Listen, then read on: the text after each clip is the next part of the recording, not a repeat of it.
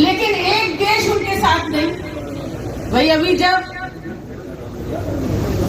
पाकिस्तान से लड़ाई चल रही थी, एक भी देश उनके साथ नहीं। और रोज विदेश जा रहे हैं, रोज विदेश में उपाधियां मिल रही हैं, रोज सम्मानित हो रहे हैं। क्या विदेश पॉलिसी है? तो अब मैं ये आप लोगों से कहना चाहती हूँ, देश के हालात तब बदलेंगे जब हम सब लोग मिलकर अपने राष्ट्रीय अध्यक्ष के हाथों को मजबूत करेंगे। आने वाले 27 में अपनी सरकार लाएंगे। मैं मुबारकबाद देना चाहती हूँ मुरादाबाद के लोगों को कि आप लोगों के यहाँ पहले चरण का चुनाव था और आपने पहले चरण में इतनी सूझबूझ से वोट डालने का काम किया, ये मैसेज और पैगाम देने का काम किया कि हम किसी की नहीं सुन रहे, हम तो भारतीय जनता पार्टी को हराने के लिए वोट डाल रहे हैं। और वोट डाला आप लोगों ने। और ये जो आज नतीजा है, जो 37 सीटें आई हमारी पार्टी की, जो कि पहले कभी भी इतनी सीट नहीं आई, 37 सीटें आई, उसका कारण आप लोगों ने कई संदेश देने का, मैसेज देने का काम किया और समाजवादी की एक माहौल बनाने का आप लोगों ने देश के अंदर काम किया और इसका नतीजा 37 सीटें आई। अब हम लोगों के सामने फिर एक चुनौती है।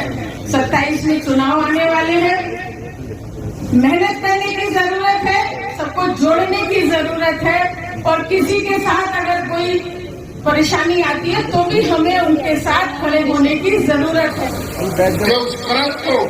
जो इतिहास के आज संविधान महासंघ के रूप में मना रही है, इसलिए मना रहे कि महापुरुष सबके होते किसी एक की नहीं होगा। और हम नमन करते हैं महाराज जी साहू साहब को, जिन्होंने शुरुआत की थी। बाद में बाबा साहब भीमराव अम्बेडकर जी हुए, उन्होंने अपने सतत प्रयास से आपको न्याय देने का काम किया। भारत को एक ऐसा आदर्श संविधान दिया जिसमें सबको बराबर के हक हो। रोजगार आपसे छीन लिया गया, रोजगार आपके पास है कहाँ? जो मजदूर कल कारखानों में काम करता है, अब लेबर इंस्पेक्टर या assistant labour commissioner, deputy labour commissioner भी आपकी सुनवाई नहीं कर सकते। आउटसोर्सिंग के नाम पर दलाल पैदा कर दिए, वो आपको लेंगे, फैक्ट्री वाले को देंगे और 10% कमीशन दे देंगे।